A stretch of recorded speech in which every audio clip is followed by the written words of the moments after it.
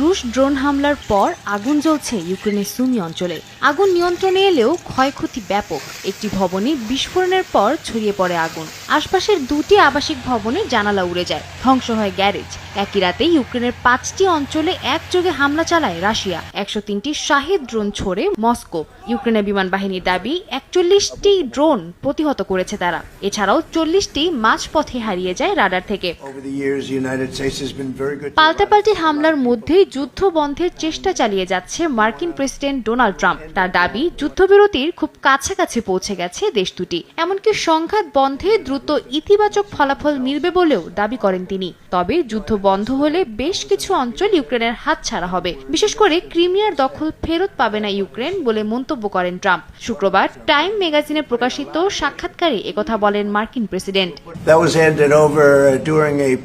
11 বছর আগে বারাক ওবামার শাসনামলে ক্রিমিয়ার দখল নেয় রাশিয়া। তখন ইউক্রেন কোনো প্রতিবাদ করেনি, এমনকি একটা গুলিও চালায়নি। এখন তারা দাবি করছে সেই অঞ্চলের মালিকানা ফেরত পাওয়ার। আমার ধারণা এমন কিছু করা খুব একটা সম্ভব হবে না।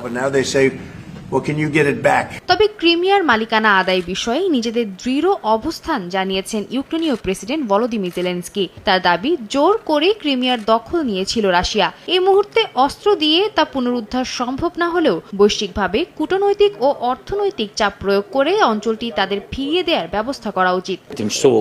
অস্থায়ীভাবে দখল করা ইউক্রেনীয় অঞ্চলের মালিকানা আইনত ইউক্রেনেরই হওয়া উচিত। অন্য কোনো দেশের অধিকার আমরা মানব না।